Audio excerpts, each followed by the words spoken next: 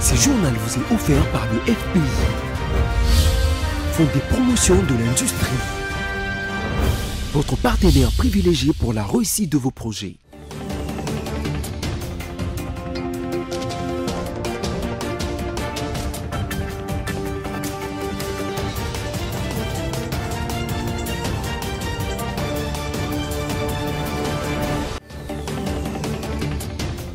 Bonsoir à tous et bienvenue dans ce journal et tout de suite les sommaires.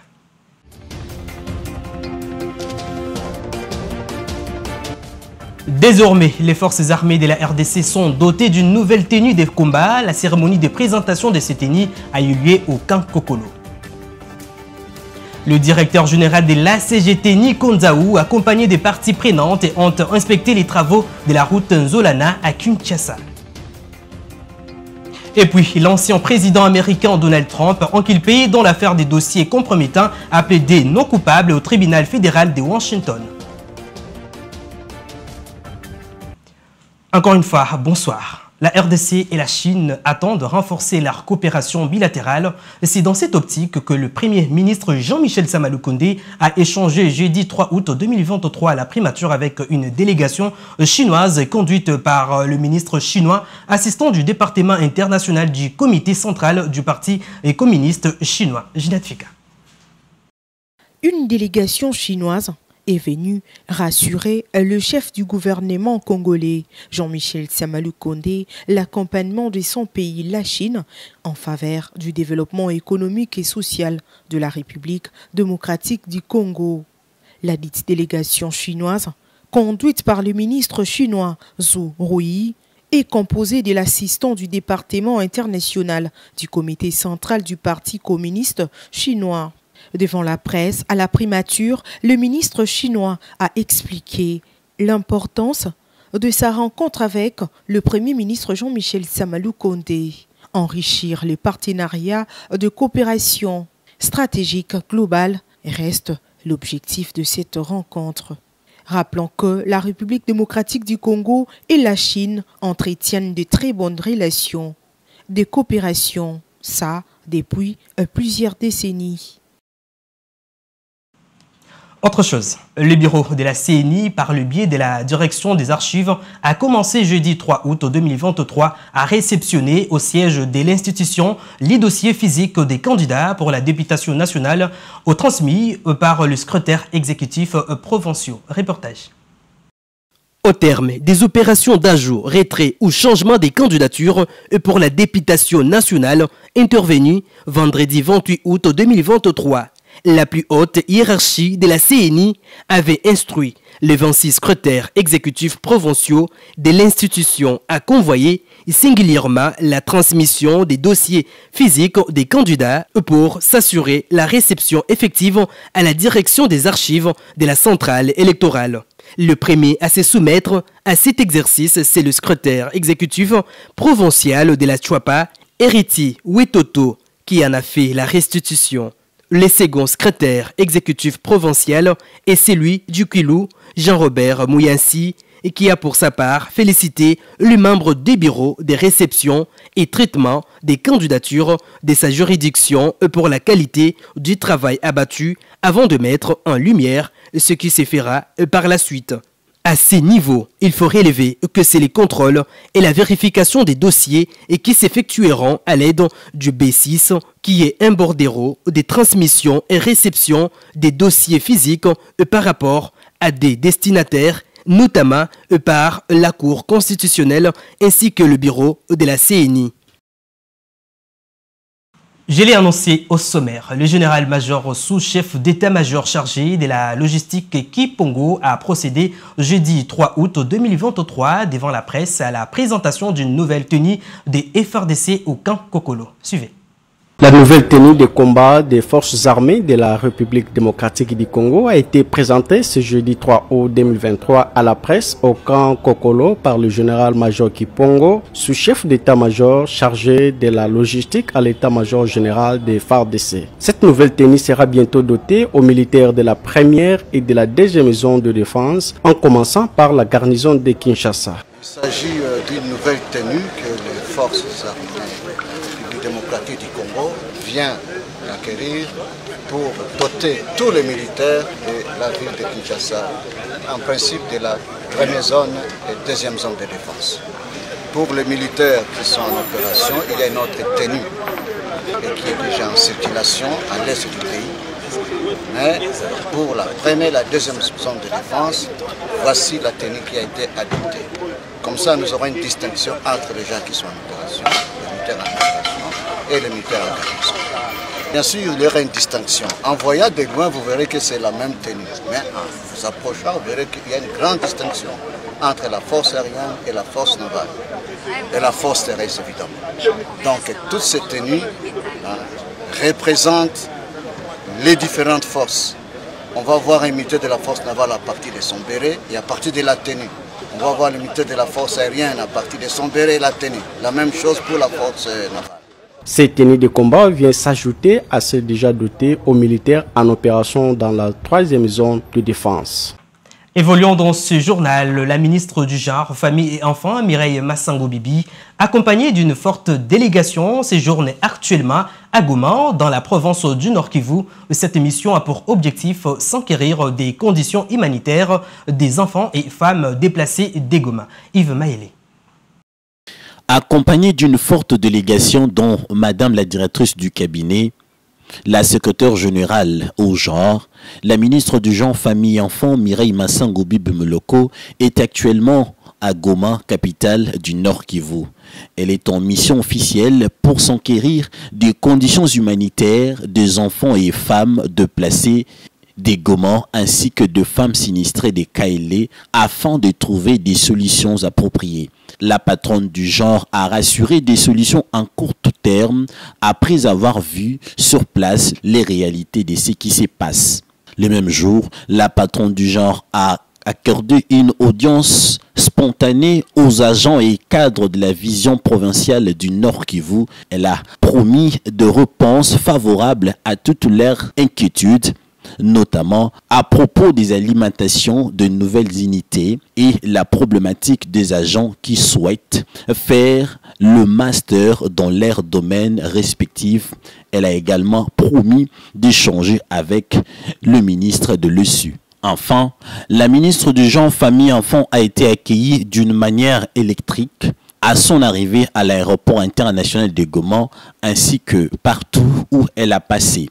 La patronne du genre a été honorée par les gouverneurs et leurs vices, le maire de la ville ainsi que par la population en liesse de cette province. Le militant et militante de l'INAFEC lui ont également rendu des honneurs mérités. Revenons à Kinshasa pour parler des 9e Jeux de la francophonie, s'assurer de la bonne prise en charge sanitaire des athlètes, des unités et du public à ce jeu. C'est l'objectif de la descente effectuée jeudi 3 août 2023 par le ministre de la Santé publique, Hygiène et Prévention, Dr Roger Kamba, dans les sites où sont organisées ces compétitions. Yves Maëlé. Le ministre de la Santé a voulu palper de ses doigts à quelques heures de la fin de cette grande compétition internationale, les travaux abattus par ces équipes déployées depuis le début de ces Jeux. Tentes médicalisées, postes médicaux avancés et infirmiers ont été installés dans les différents sites de vente dans la capitale pour prendre en charge des éventuels cas de maladies et des incendies liés à la santé. En outre, les ambulances ont été disponibilisées pour l'évacuation des urgences dans des structures médicales appropriées. Le médecin urgentiste, infirmier mobilisé par le ministère de la Santé publique, Hygiène et Prévention ont travaillé aux côtés de la Croix-Rouge pour assurer cette prise en charge sanitaire. À son message, le ministre de la Santé, Hygiène et Prévention, Dr Samuel Roger Kamba, et toute sa suite ont visité les infirmiers et les salles antidopage. Ici, le personnel assure la garde jusqu'à la fin de la dernière compétition.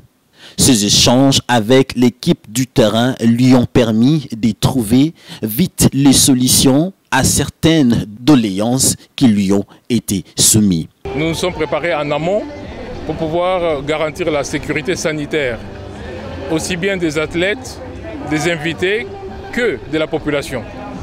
Et donc il y a deux dispositifs qui ont été mis en place. Un premier dispositif plus adapté aux athlètes et un deuxième dispositif beaucoup plus large pour la population. À la fin de cette journée, le ministre de la Santé a dit à toute sa satisfaction car la bonne préparation de cette compétition permet à ce jour de terminer le 9e jeu de la francophonie avec 0 incident majeur comme le voulait le chef de l'État Félix Antoine Tshisekedi Tshilombo.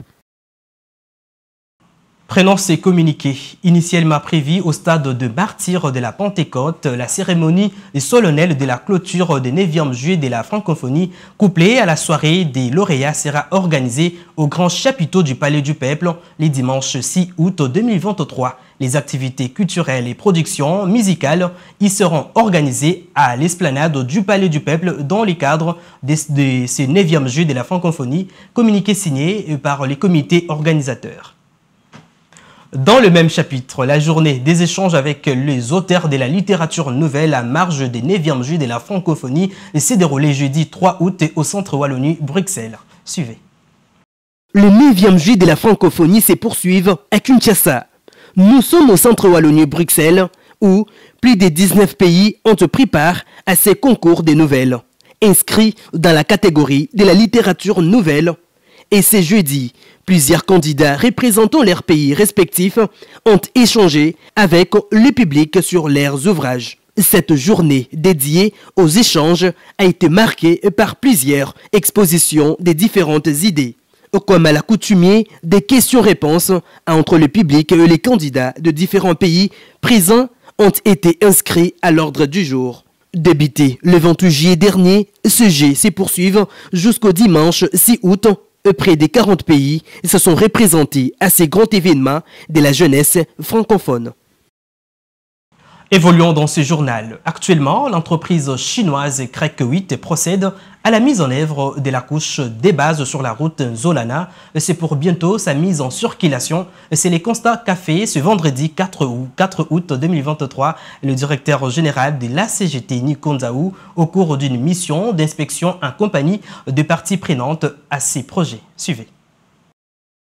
Lancée en octobre 2022 pour être achevée au mois de mai 2024, la route Nzolana, au rythme des travaux qui s'y constatent actuellement, pourrait être livrée bien plus tôt que prévu. C'est parmi les enseignements à tirer de la visite du directeur général de l'Agence congolaise des grands travaux, effectuée ce 4 août 2023, en compagnie des parties prenantes, dont l'entreprise Cisco et son sous-traitant Crack 8. Guidé par la mission de contrôle de la CGT, Nikonzaou, qu'accompagnait certains collaborateurs, a parcouru toute cette route qui va de la route Matadi à hauteur de l'Université pédagogique nationale, en passant par les quartiers Maloueka et Sangamamba pour y sortir sur l'avenue Mamayemo dans le quartier Kintsuka. L'ensemble fait 8,5 km. Le directeur général renseigne que toutes les contraintes qui pesaient sur ce projet sont en train d'être levées et l'asphaltage est pour bientôt. Déjà, la mise en œuvre des différentes sous-couches est en cours, dont la couche de fondation en grave concassé 0,60. Pour lui, ce sera un très grand cadeau qu'aura fait le président de la République, Félix Antoine Tshisekedi Tshilombo, à la population de cette partie de Kinshasa, qui pourra désormais se mouvoir plus allègrement. Nous sommes dans une zone très habitée. Alors, il y avait une petite route ici, à peu près de 6 mètres. Et maintenant, nous emmenons la route avec un gabarit à peu près de 14 mètres. Donc vous comprenez que nous étions obligés de pouvoir exproprier des gens pour pouvoir amener la route à une certaine dimension de réhabilitation et de modernisation. Donc, de 6 mètres, vous passez à 14, c'est 8 mètres qu'il fallait trouver. Et ces 8 mètres, eh ben, ça coûte de l'argent. C'est des maisons de gens, c'est des écoles. Nous avons tout fait pour pouvoir épargner certaines maisons comme les églises. Nous avons tout fait pour épargner, n'est-ce pas, des couvents de sœurs. Mais nous étions obligés de pouvoir passer par certaines maisons. Et cela, malheureusement, a un grand coût. Mais ce coût sera pris en charge par les projets. Monsieur Panglong, directeur général de Cisco, la société contractante, est confiant.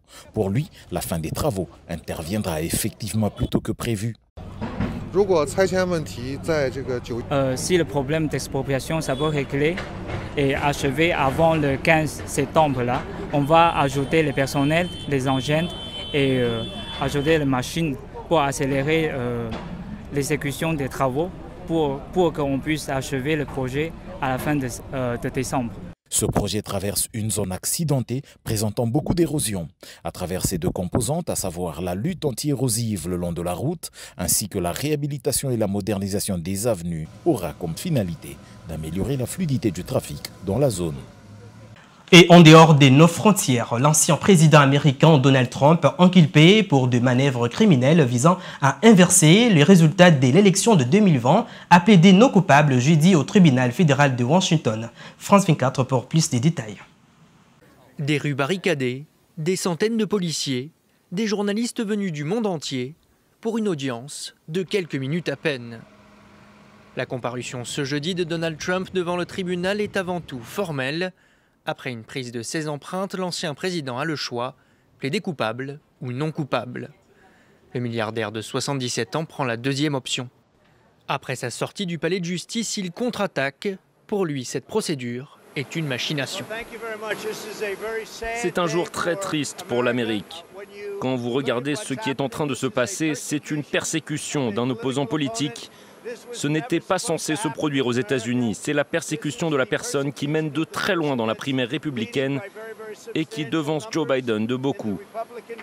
Et donc, quand vous ne pouvez pas le battre, vous le persécutez, vous le poursuivez en justice. On ne peut pas laisser ça se produire aux États-Unis. Dans l'acte d'accusation de 45 pages, la justice fédérale lui reproche d'avoir tenté de renverser le résultat de l'élection de 2020. Les procureurs affirment que Donald Trump savait qu'il avait perdu l'élection et qu'il a menti à plusieurs reprises au sujet d'une fraude électorale massive. Dans le même temps, le président déchu aurait fait pression sur des fonctionnaires pour qu'ils modifient les résultats des urnes pour qu'ils puissent rester en fonction. Des accusations très graves, des crimes pour la loi fédérale. Mais pour ses partisans venus le soutenir, rien n'entache l'aura de leur champion. Et ce procès est un complot. Je pense que c'est politique. Je veux dire qu'il pourrait s'en prendre à beaucoup d'autres politiciens, y compris Biden, et avoir plein d'affaires sur eux. Ce n'est qu'une petite affaire. Ils essaient de le ralentir ou de l'empêcher de se présenter à l'élection présidentielle. La bonne nouvelle, c'est que Trump va probablement gagner encore 5 points dans les sondages aujourd'hui. DeSantis va probablement perdre 2 ou 3 points parce que c'est ce qui se passe habituellement à chaque mise en accusation. Une poignée de manifestants hostiles aux manias de l'immobilier ont aussi donné de la voix aux abords du palais de justice. Malgré ses nombreuses difficultés juridiques, Donald Trump reste le favori du Parti républicain pour l'élection présidentielle de 2024. Les rappels des principaux titres. Vous l'avez suivi, désormais les forces armées de la RDC sont dotées d'une nouvelle tenue des combats. La cérémonie de présentation de cette tenue a eu lieu au camp Kokolo. Et puis le directeur général de la CGT Nikonzaou, accompagné des parties prenantes, ont inspecté les travaux de la route Nzolana à Kinshasa. Et en dehors de nos frontières, l'ancien président américain Donald Trump, inculpé dans l'affaire des dossiers compromettants, a plaidé non coupable au tribunal fédéral de Washington. Ce journal est complètement terminé. Merci de votre réelle attention et bon début du week-end chez vous.